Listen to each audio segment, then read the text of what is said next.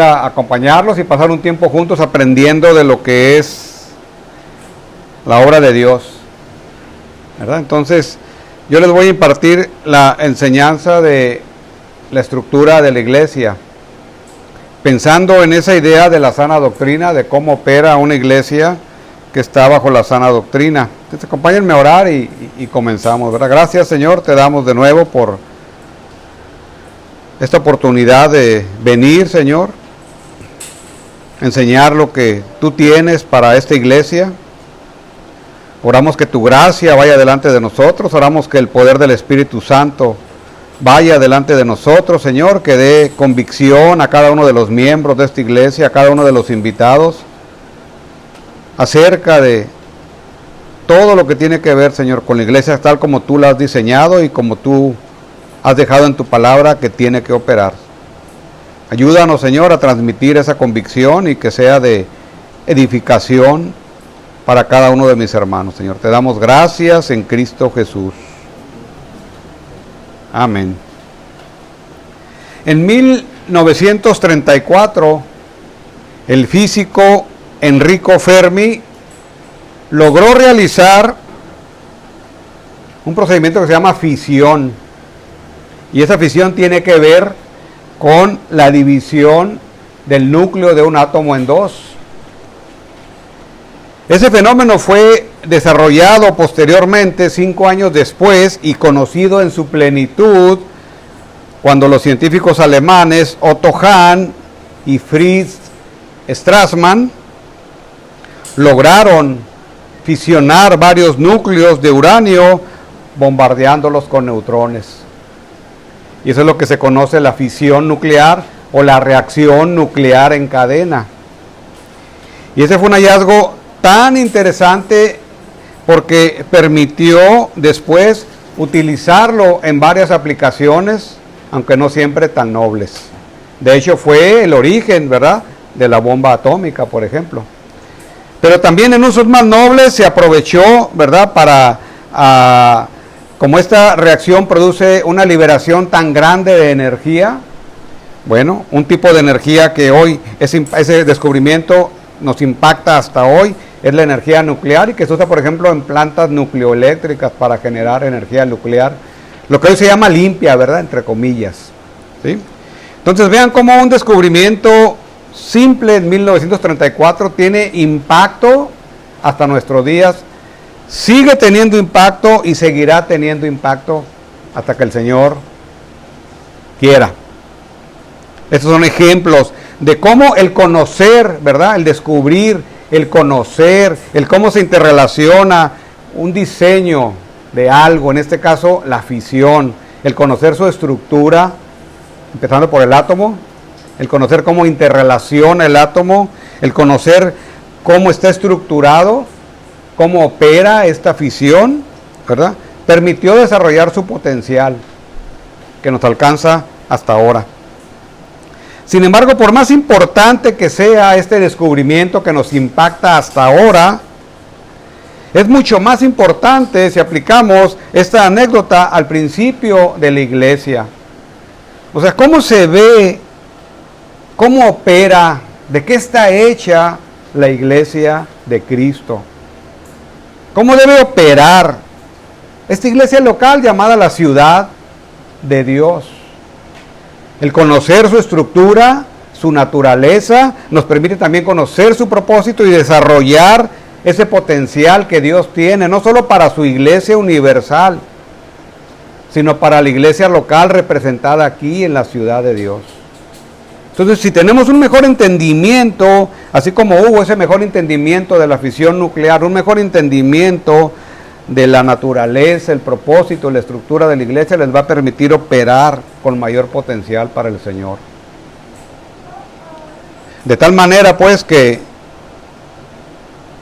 las implicaciones espirituales de conocer el diseño de la iglesia en su magnitud son inmensas, son profundas, porque implica situaciones eternas, no situaciones transitorias o pasajeras.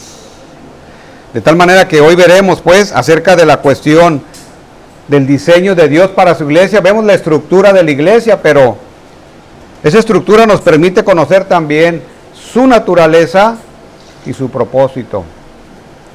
Y eso es una buena guía, esa es una buena ancla para cualquier iglesia local, conocer la naturaleza, el propósito y la estructura de la iglesia.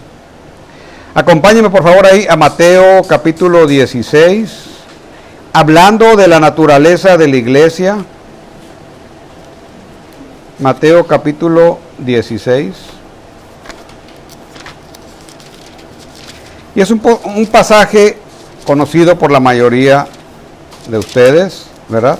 El contexto está Pedro con sus discípulos y Pedro hace esa pregunta famosa: ¿quién dice que soy yo? El capítulo 16, Mateo.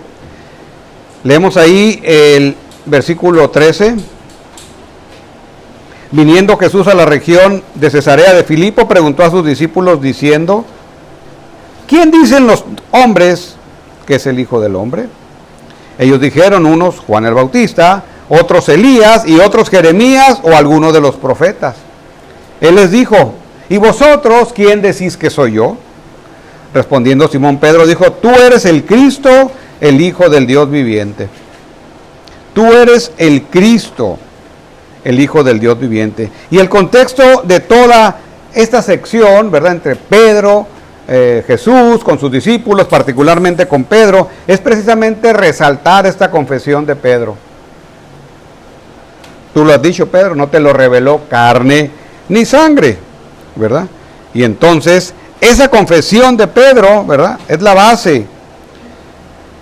base por la cual Jesucristo le da a conocer a sus discípulos que la iglesia ha sido concebida en el cielo. O sea, la iglesia no es un invento humano, no es un accidente histórico, sino es algo que ha sido concebida por el Dios Trino desde el cielo.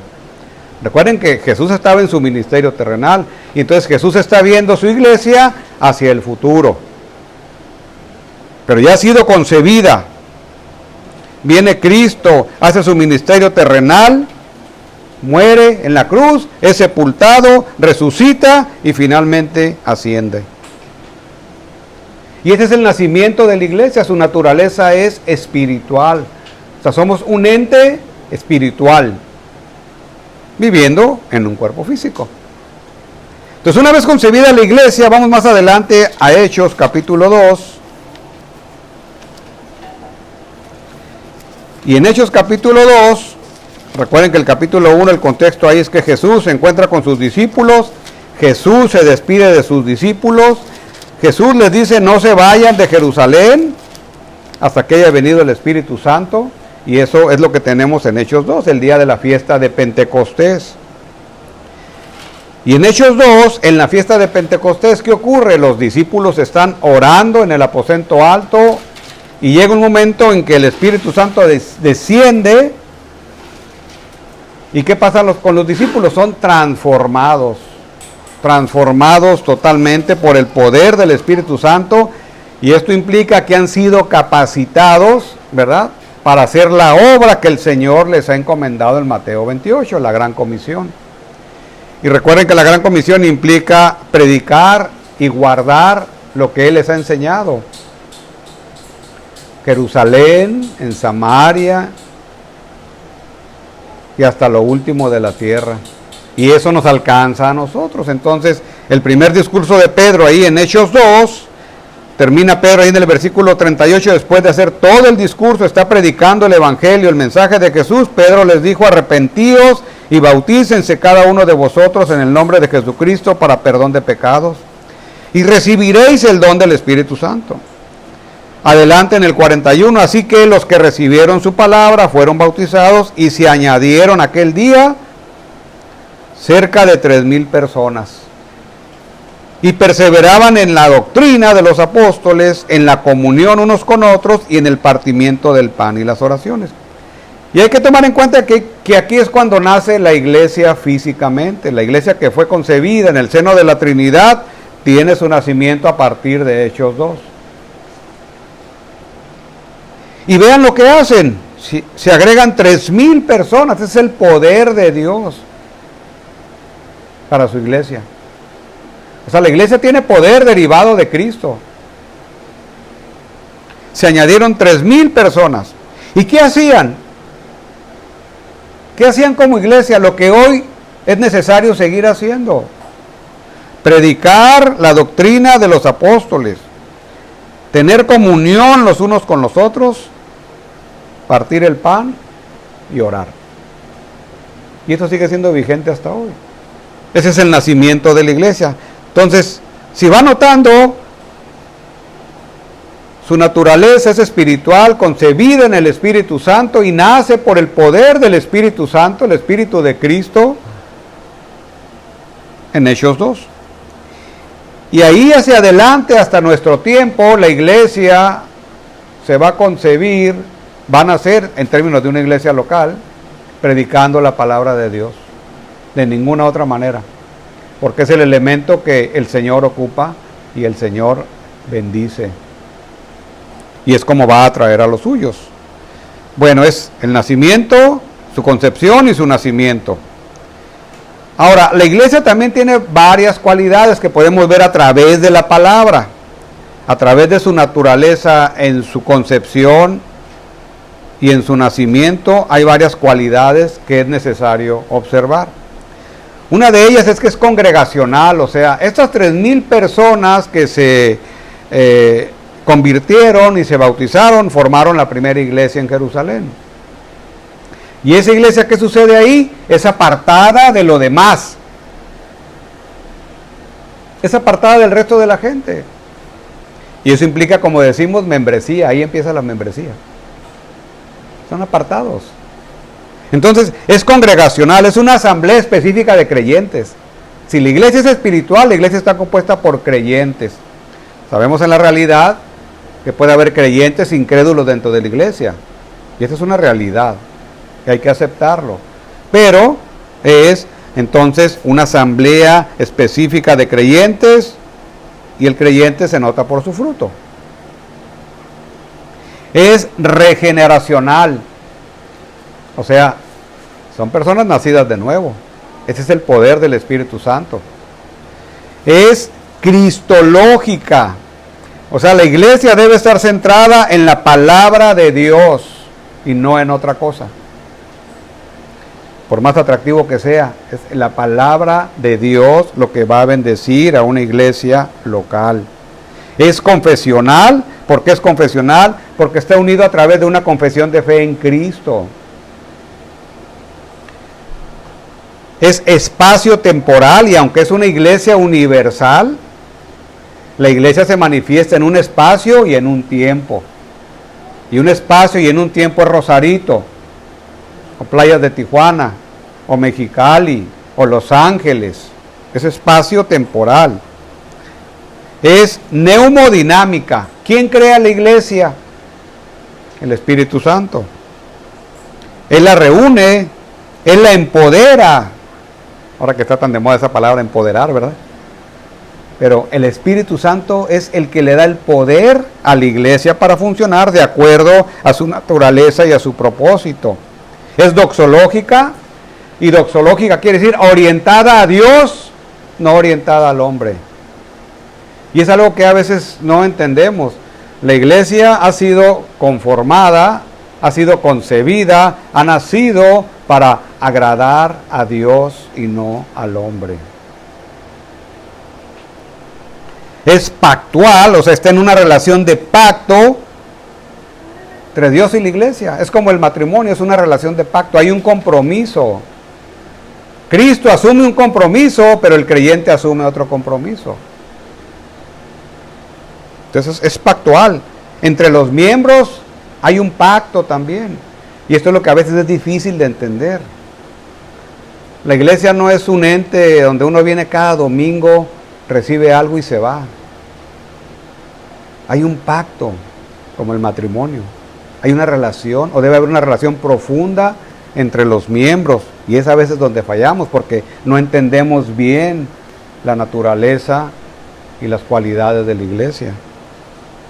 Es misional, es cumple la gran comisión, todos tenemos obligación porque es un mandato de Cristo, Mateo 28, ¿verdad? Es, ve y predica la palabra hasta los fines de la tierra. La iglesia es misional.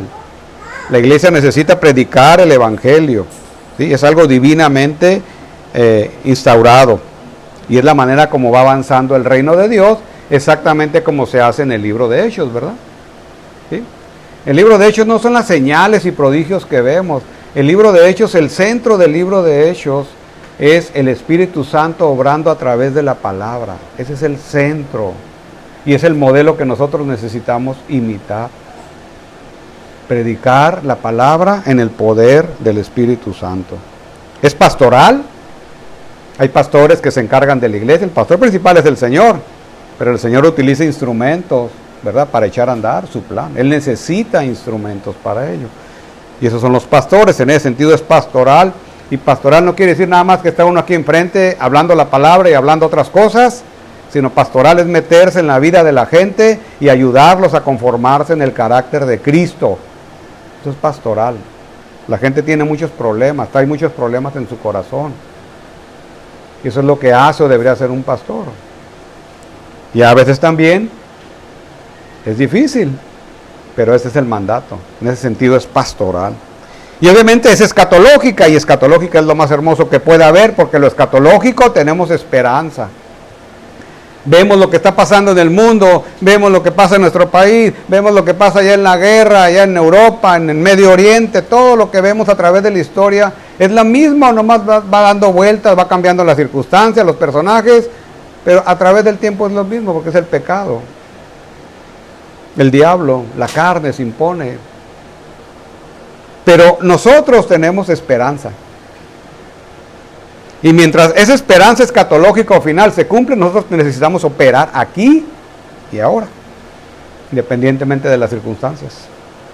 En ese sentido, tenemos entonces un destino claro. La iglesia de Cristo tiene un destino claro. No va deambulando en el desierto a ver dónde llega.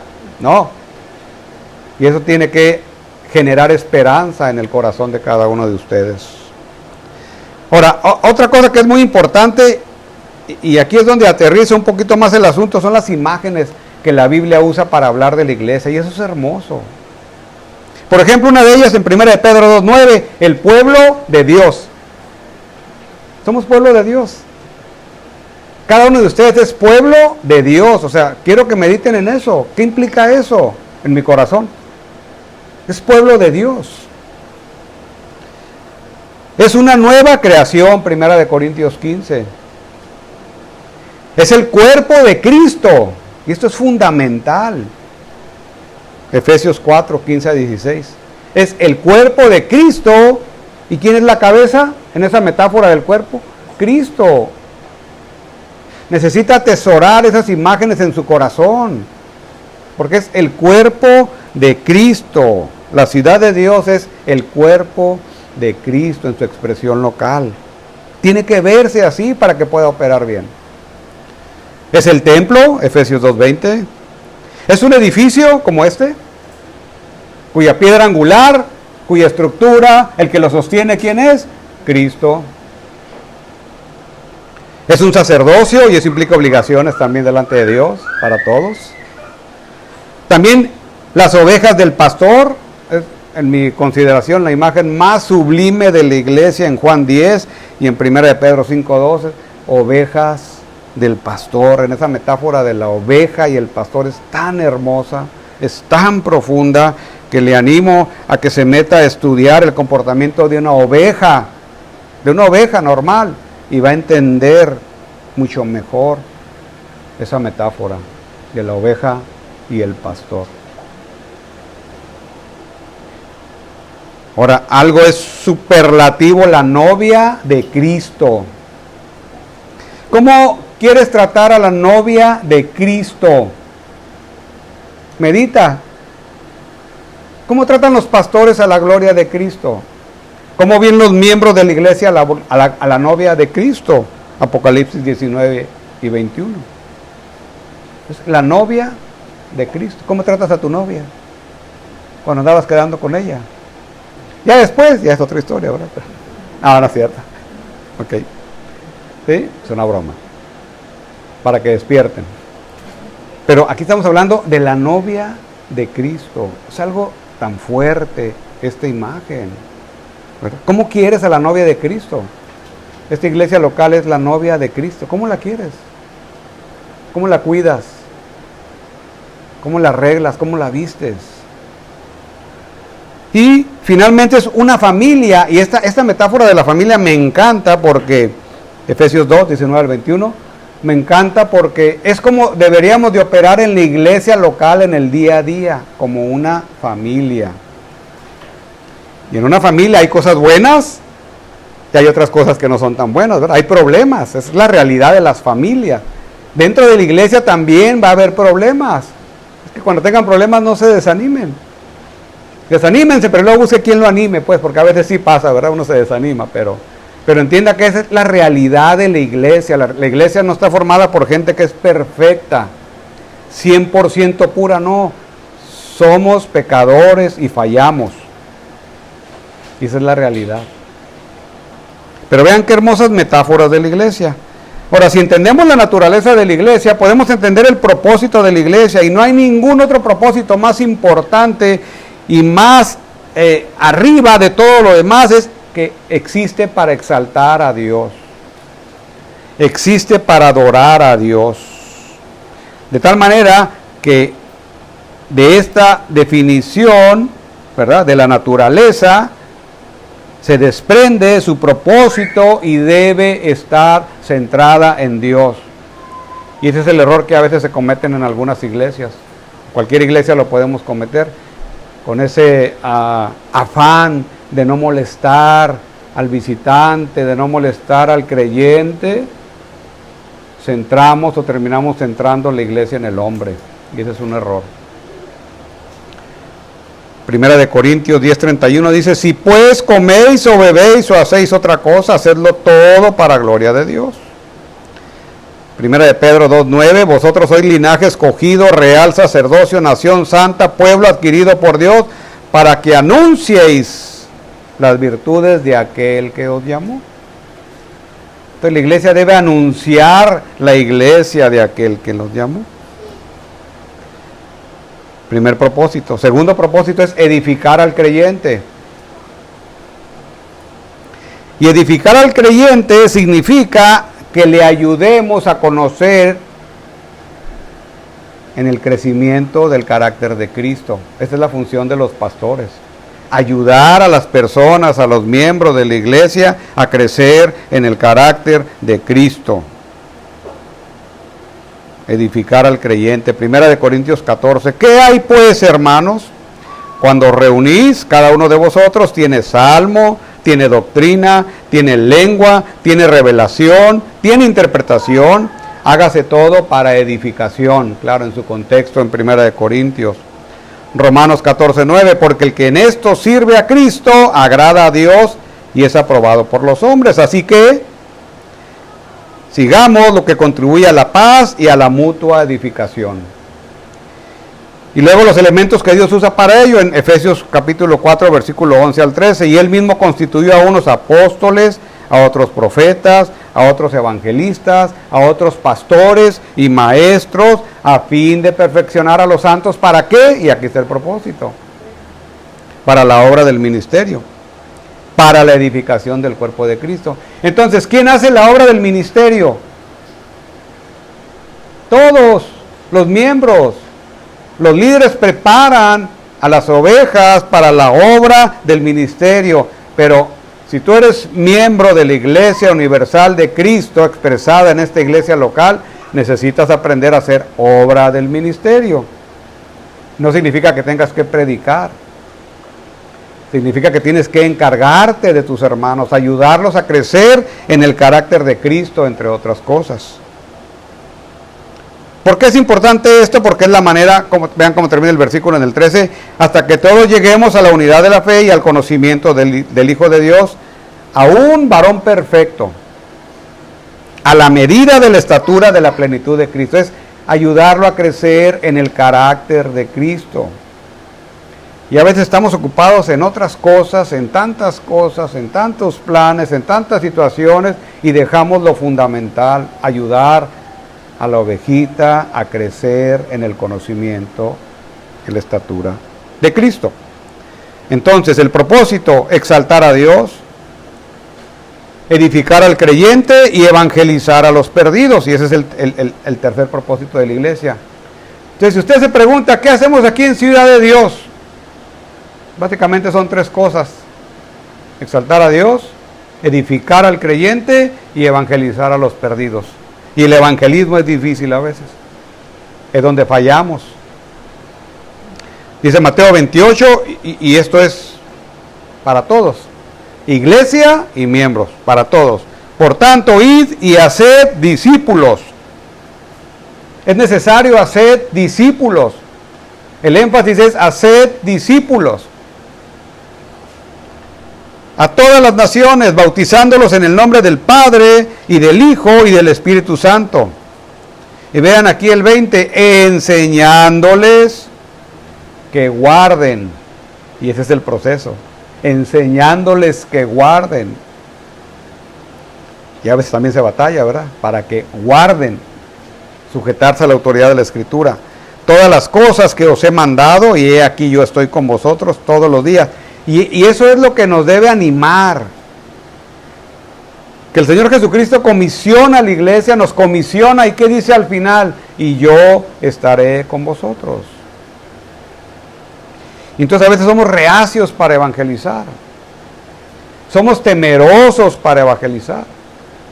O como dice un pastor, somos cobardes para evangelizar.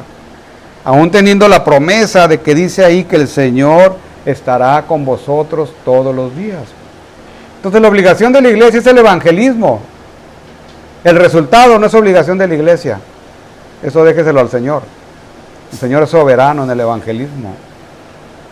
Entonces, si usted va y predica el evangelio y lo corren, lo rechazan, no se desanime. Eso es responsabilidad del Señor Jesucristo, no es de nosotros. Si el Señor Jesucristo tiene pueblo, Él va a operar en el corazón de esa persona. Pero nosotros estamos llamados a evangelizar a los perdidos. Ese es el propósito de la iglesia. Pero recibiréis poder, dice Hechos 1:8. O sea, la iglesia tiene el poder para evangelizar, pero es un poder derivado del Espíritu Santo. Entonces, el propósito de la iglesia son tres: exaltar a Dios, edificar al hermano y evangelizar. Ese es su propósito, no hay más. Y todo lo que la iglesia, ¿verdad?, arme, planee, piense hacer, tiene que estar en función. ¿Cómo voy a cumplir este propósito de mi iglesia para el Señor con esta actividad? ¿Verdad? Porque luego a alguien se le ocurre un plan y a lo mejor el plan es muy bueno. Entonces la pregunta que hay que hacer es, ¿cómo contribuye esto para el propósito de la iglesia? Vamos a evangelizar allá toda la colonia Cachora. Ok, está bien. Pero ¿cómo va a contribuir eso al propósito de la iglesia? ¿Qué vamos a hacer con esas personas? ¿Tenemos la capacidad para atenderlas? Todo este tipo de preguntas, ¿verdad? Ahora, finalmente, permítame hablar un poquito de la estructura. Y recuerden que una estructura es lo que le da forma a algo, ¿verdad? Así como la célula, el núcleo y el citoplasma le da forma a la célula, ¿verdad? Y el átomo a los neutrones, protones y neutrones, estos le dan forma al átomo. Y luego se dividen y liberan una cantidad masiva de energía en muchas ocasiones, que es lo que hablamos de la reacción en cadena, la fisión nuclear. También la iglesia tiene una estructura, y es como este edificio tiene una estructura, y cualquier falla en la estructura, este edificio se puede derrumbar. Una falla mínima en una viga de soporte. Un auto tiene una estructura, el chasis, ¿verdad? De otra manera serían cascarones de huevito. Nos golpeamos y el carro se hace como... Y la iglesia tiene una estructura también. Y entonces, la estructura de la iglesia es lo que le permite permanecer en pie y cumplir, ¿verdad?, en base a su naturaleza, el propósito. O sea, son cosas interrelacionadas. ¿sí? Y aquí el pastor MacArthur, en base a la metáfora de la iglesia como cuerpo, describe 5 elementos de esa estructura. Si alguno de ellos falla, si alguna viga falla, si el chasis falla, todo lo demás se va a venir para abajo. Me recuerda mucho este asunto de las torres, ¿verdad? Que un avioncito pega ahí en esa torre inmensa y con una pequeña falla todo se vino para abajo. Y así es la iglesia, la estructura. Entonces, número 1, la iglesia debe tener una visión elevada de Dios. Un pasaje como ejemplo, Isaías 57:15, porque así dijo: el alto y sublime, el que habita en la eternidad, cuyo nombre es el Santo.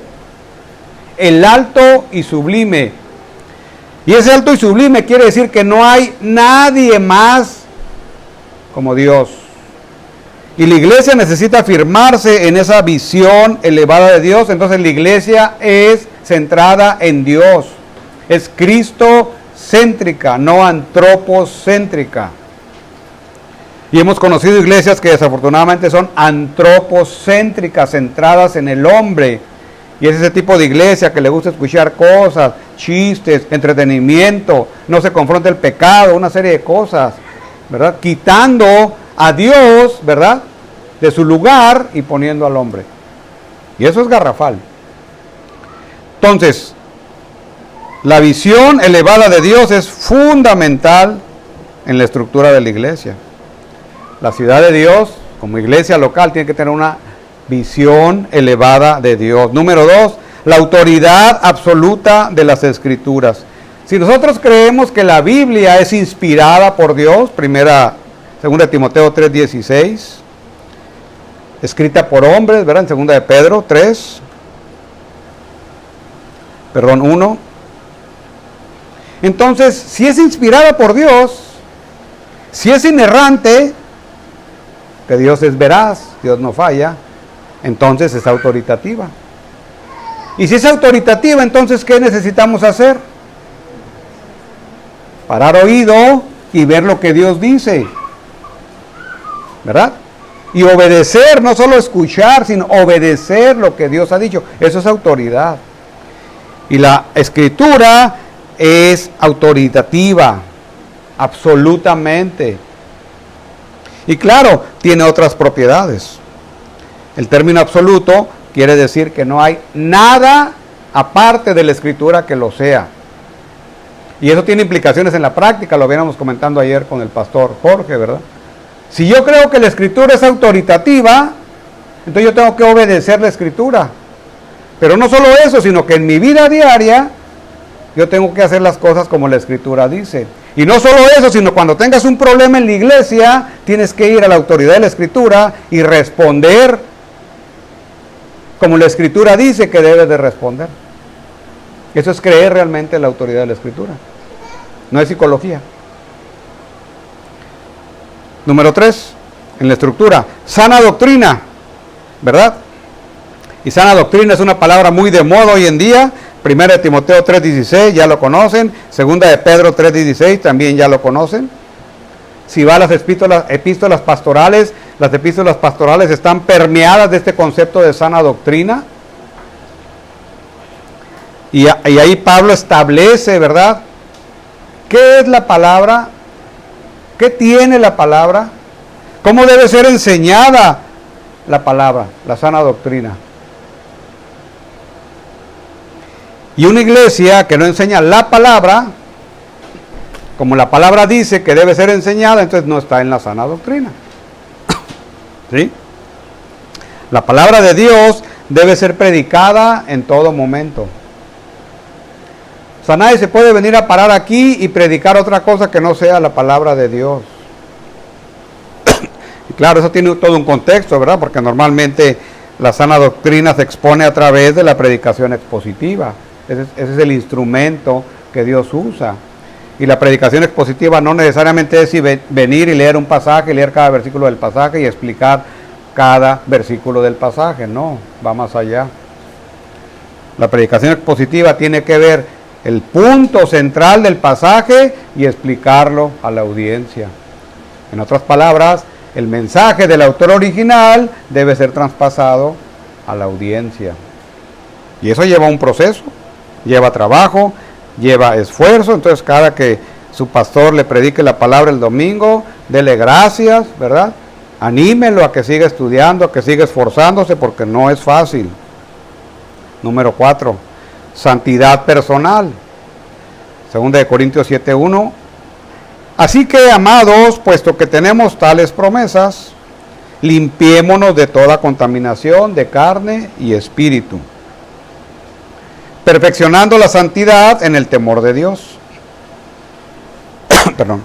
Y este pasaje de Tesalonicenses 4:3, pues la voluntad de Dios es vuestra santificación. O sea, cada uno de ustedes y cada uno de nosotros necesitamos ocuparnos de nuestra santificación. Los líderes de una iglesia ayudan a los miembros a este proceso de santificación progresiva. Recordemos el concepto de santificación posicional. Si usted está en Cristo, usted ya está santificado, apartado, guardado, miembro de la familia de Dios. Es una ovejita de Cristo. Pero en el aquí y en el ahora se necesita ese proceso de crecer en santidad, en el conocimiento de Cristo. Y eso implica quitar todas nuestras imperfecciones que el pecado nos produce. Número 5, autoridad espiritual. ¿Y quién es la cabeza de la iglesia? Cristo.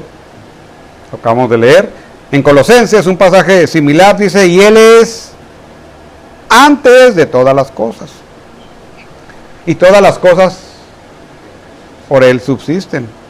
Y Él es la cabeza del cuerpo, que es la iglesia. Es la misma metáfora que Pablo utiliza en Efesios 3.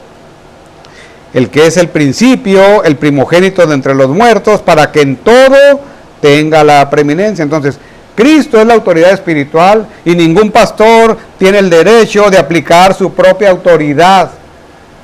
Básicamente, Él administra la autoridad de la cabeza, que es Cristo, como está expresada ya en su palabra. Ahora, ¿qué usa Cristo para ello? Bueno, de acuerdo al Nuevo Testamento y al patrón del Nuevo Testamento, Cristo utiliza un grupo de ancianos calificados para ello. Entonces, la autoridad espiritual es Cristo. La autoridad espiritual es delegada a un grupo de hombres calificados para ello. 1 Timoteo 3 y Tito 1.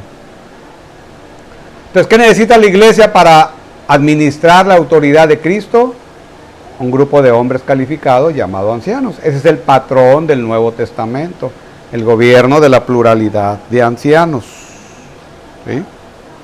Entonces, esa es nuestra convicción personal en nuestra iglesia, esa es parte de nuestra filosofía del ministerio, que la iglesia debe ser gobernada por una pluralidad de ancianos. Y eso a veces, en una iglesia joven como la iglesia Ciudad de Dios, eso lleva tiempo. Lleva tiempo levantar hombres. Entonces, ¿qué tiene que estar haciendo la iglesia? Si la iglesia está convencida de ello, y así debe ser, así debería ser, hay que estar orando para que en Ciudad de Dios se levanten hombres calificados para liderar esta iglesia. Y Dios se va a encargar de ello. Ese es un proceso. Es que aquí hay un solo pastor. Ese es un proceso.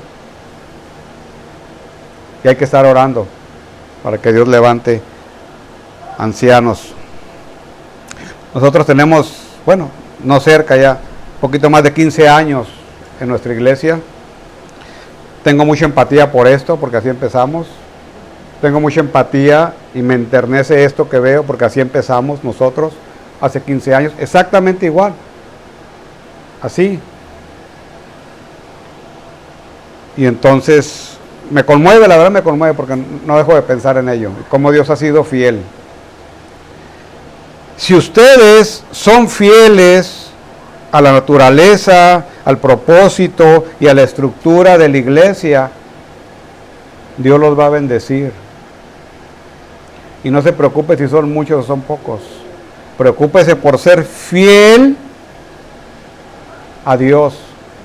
Preocúpese por ser fiel a predicar su palabra, a sostenerse en las convicciones de la naturaleza espiritual de la iglesia, en el propósito de la iglesia y en esas 5 vigas que forman la estructura espiritual de la iglesia. En eso. Lo demás déjeselo al Señor. Como conclusión, pues, la naturaleza de la iglesia es un cuerpo espiritual de creyentes. Es una obra espiritual. Requiere de medios espirituales, cuyo propósito es exaltar a Dios, edificar al creyente y evangelizar a los perdidos. Su estructura debe ser firme, debe ser inamovible, debe ser sólida, no faltar ni una pequeña viga, porque esa estructura se cae, esa iglesia se cae. ¿Y qué es lo único que hay que hacer? Es confiar en el Señor. Si hacemos las cosas, si hacen las cosas como el Señor dice, déjele el resultado al Señor. Preocúpese solamente por ello, por ser fiel al Señor. Oremos. Gracias, Padre, te damos esta mañana porque me has permitido predicar tu palabra, Señor. Yo te pido que sea de bendición y edificación para esta hermosa obra que tú has levantado aquí, que sea de ánimo para ellos. Pero también, Señor, te pido que a través de este seminario, Señor, se puedan ellos anclarse firmemente en la naturaleza de la iglesia, en el propósito y en la estructura. Contra viento y marea, Señor, que se sostengan en esas convicciones. Que tú los bendigas grandemente, Padre, en Cristo Jesús. Amén.